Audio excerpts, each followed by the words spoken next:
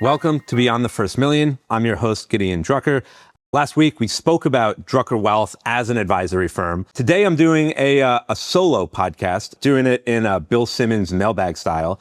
I don't know how many of you know or listen to Bill Simmons. I've been reading his mailbag since I was 12. I remember being in middle school, literally not paying attention to what the teacher was saying and writing what was, I thought, going to be a genius question in the mailbag. I never got into it. But now he does podcast mailbags by himself.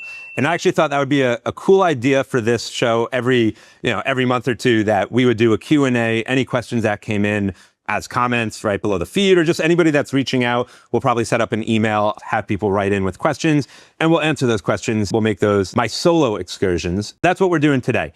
Obviously, we have not asked for questions yet, so these are really my own questions for myself, but I'm basing everything we're going to speak about today on actual client questions that I get in prospective client calls. But we're going to get to as many as we can, and I'm going to set the stage a little bit before I dive into the content. We do right fit calls is what we call it, a 15, 20-minute call with any prospective client that's looking to see if they want a financial planner, could use help, if we're a match, how we work, all of it.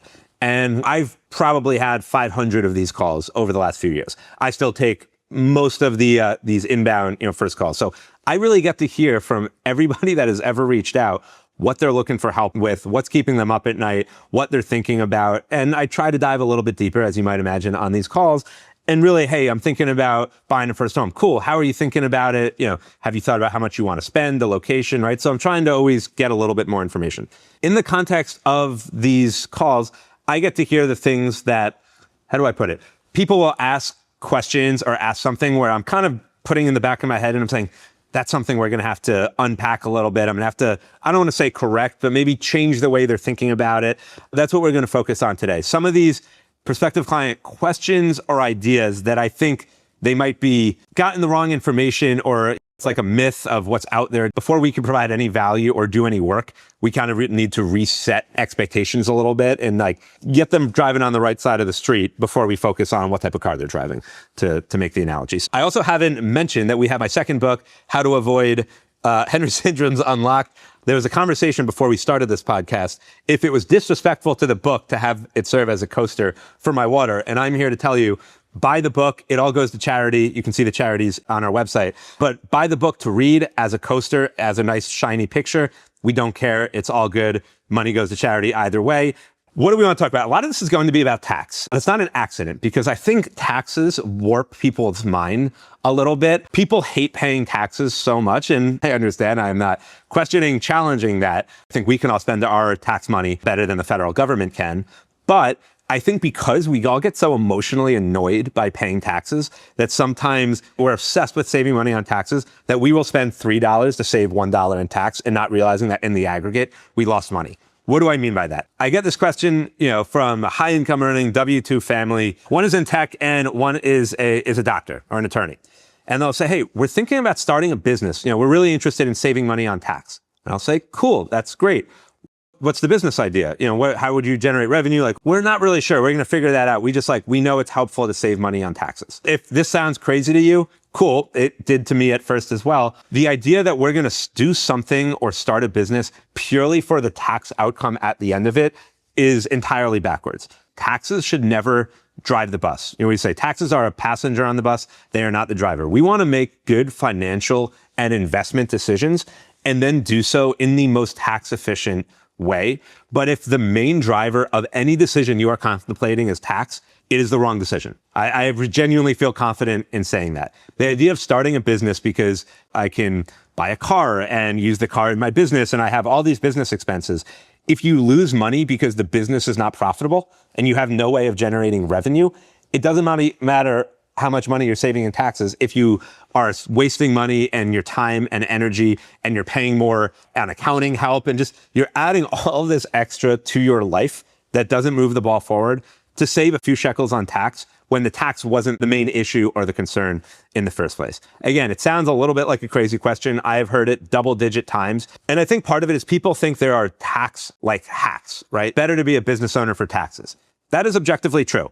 It is also really difficult to be a business owner. If you have an idea, a way of making money, a skill set, and you want to work on your own, awesome. And by the way, we have a lot of clients that have built up an expertise in tech and consulting, and then they decide they want to go on their own. And it's a great decision. And they realize, wow, I'm able to replicate 75% of my income in 25% of the time, and I'm happier and I control how much I'm paid and I don't have a boss and all of it. So this isn't don't start a business.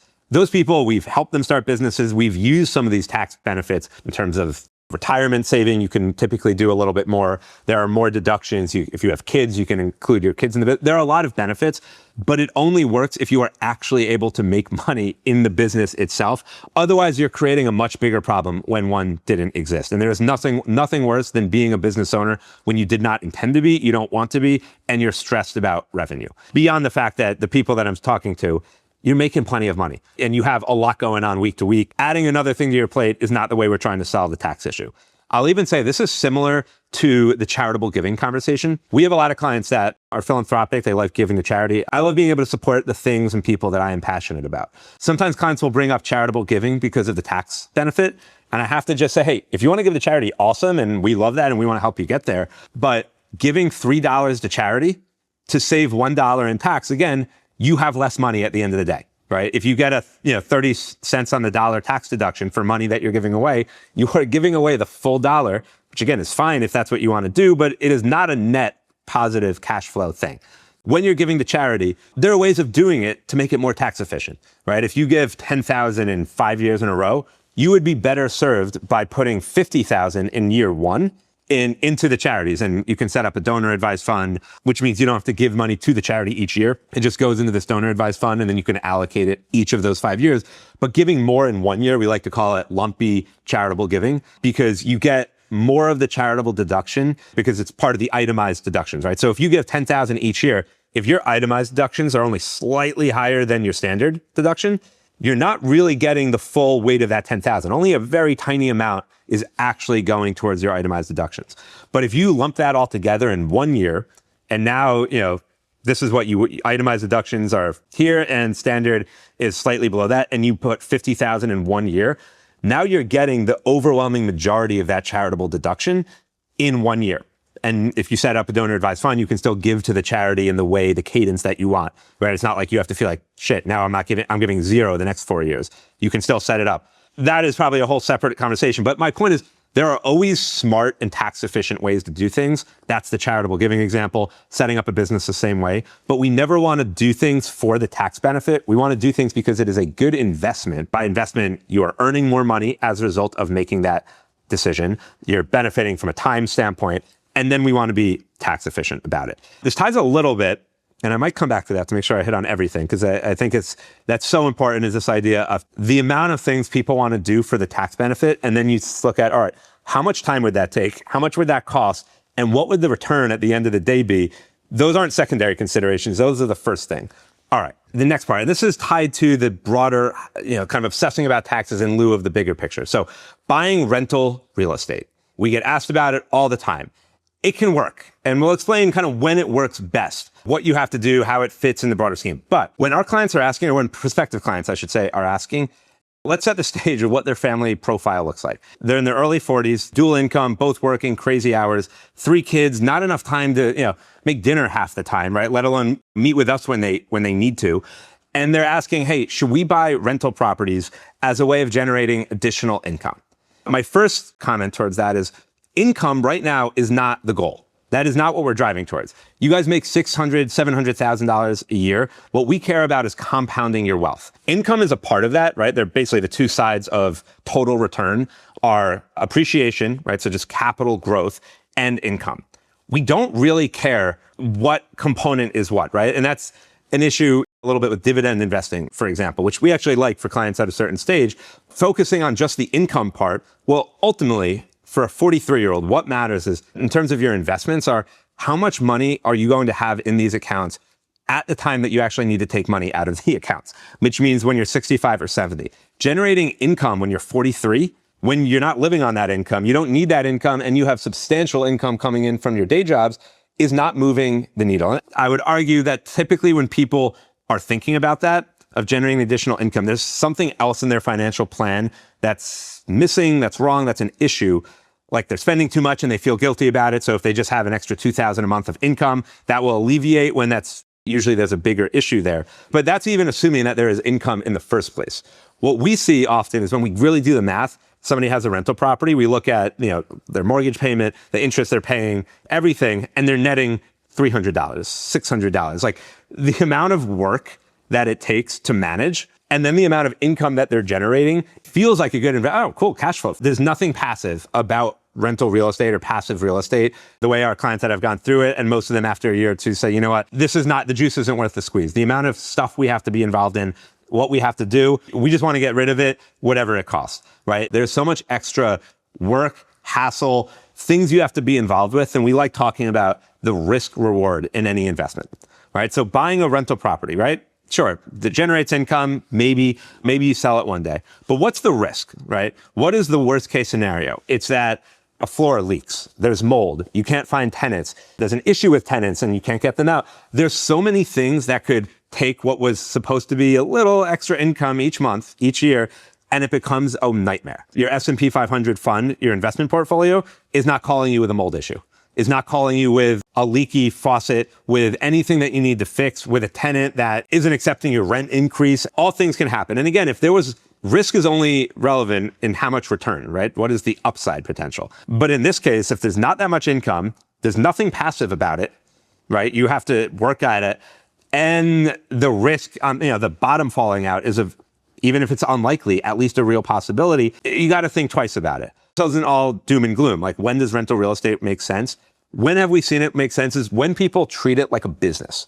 When they say, hey, we have 5 properties and we run a P&L and we have a management company, then you're treating it like a business. You're calculating the ROI. You're focused on what it can bring you. You almost need to have a lot of them for them to bear fruit. Like, I think the idea that, 43-year-old couple with $2 million in investments is going to buy one property and that income is going to be enough to generate or make an impact, it just doesn't really work like that. If you're worth $100 million and you have a $30 million real estate portfolio with 30 buildings that is cranking out income each week and you have an entire team managing it, sure, it can absolutely be a great vehicle, but that's not relevant or practical to an individual family with 1 to 5 million that is just trying to become financially independent in the most efficient, time efficient, I would say, way of getting there. Right? So it can work, but it works at a more macro scale that most everyone I've heard bring it up to us, it doesn't make sense. Real estate, historically, the rate of return,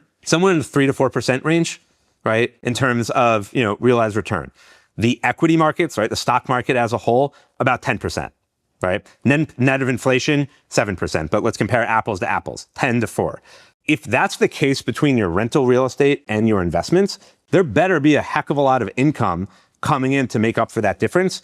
And there typically isn't, especially with high interest rates, right? Especially if you're buying and now you own the place and your mortgage payments just went up, right? It's easier for that income difference at 2% or 2.5%, 3% is a lot different than trying to generate enough income to make the whole thing worthwhile at 5 or 6% or 7%. One more idea that's tied to this. This is all about taxes and income. Clients say, hey, I really want to generate another income source. Is there another way that I can make money? I need 7 sources of income, right? That's what wealthy people do. I've never heard that. I've never seen that. The benefit of what we do is we literally have hundreds of clients making a lot of money in all different ways. The people making the most money go really deep. It's just my experience working with high achieving professionals for a decade now. The people that make the most money continue advancing their knowledge base and their skill set in one area. Meaning, I don't think it behooves somebody that works in tech and is high up at Google to say, all right, I'm going to start like a restaurant on the side and start trying to generate passive income from selling food. You know what's easier and more likely and going to make a bigger difference is I make $400,000, $500,000 now. What's the next job promotion? What company do I have to move to? What knowledge can I attain that will take that 400 to 700? Over time, right? It doesn't happen overnight. A lot of this is everything I've been mentioning, a business for tax benefits, rental real estate, trying to start side hustles unrelated to your main thing is all about the quick hit. Whereas what we're talking about is, building your career and just going deeper and deeper. It doesn't happen overnight, but that is where we find clients in their 40s where they're making $1 million plus. And again, every industry job has different income potential and all that, of course, but that's what I would emphasize is focus less on how do I generate a little bit of extra income to supplement and how do I keep my head down, keep building more wealth, saving more money, growing your career. And that is where we see clients all of a sudden their income just jumps seemingly out of nowhere, but through years of dedicated focus on how do I reach the top of my specific thing, my industry, my company, my thing that I do. All right. As I'm looking through my list here, this is less of advice, and just because I hear it all the time, your bonus gets taxed at the same rate as all of your other income. It doesn't get taxed at a higher rate. I hear that a lot. And again, this isn't so much a planning idea, but just more something good to know. I think a lot of times people think their bonus is taxed at a higher rate because by the time their bonus comes, sometimes it's taxed at a supplemental rate. So when the bonus comes, it might be taxed as it comes in at a higher rate in the moment. But when it comes time to do your taxes, all of your ordinary income gets aggregated together and gets taxed based on your effective tax rate, right? If you have a salary of $300,000, you're at Google and you get GSUs, right? Google stock, that equal 100,000 and a bonus of 200,000. All of that comes together. And that is what your effective tax rate will be based on, right? The first tranche of that income at 10%, at 12, at 24, right? And it goes up from there. But it's not that the bonus is being taxed at a higher rate. It's that when the bonus is coming in, you might be getting less because you set up the supplemental of how much they're actually keeping to pay the taxes at once, right? The withholding rate is a little bit higher, but it doesn't change anything. And we try to help clients think about, all right, what is your salary? What is your bonus? And what are your RSUs? This happens bi-weekly.